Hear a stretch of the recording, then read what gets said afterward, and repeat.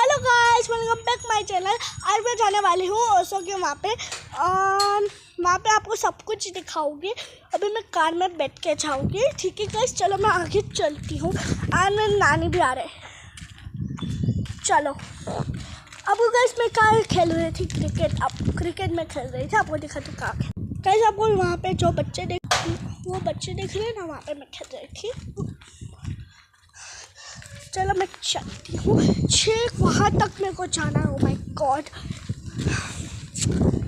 आपको वहाँ जाने के बाद कार में बैठने के बाद आपको मिलते हैं गाइस। अब हम वेट कर रहे हैं कार आने का। कार के अंदर बैठने के बाद आपको दिखाती हूँ।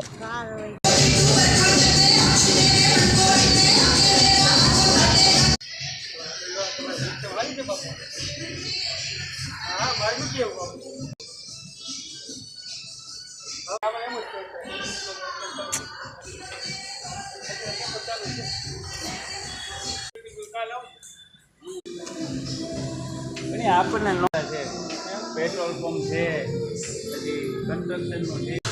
હા, હમણાં અહીંયા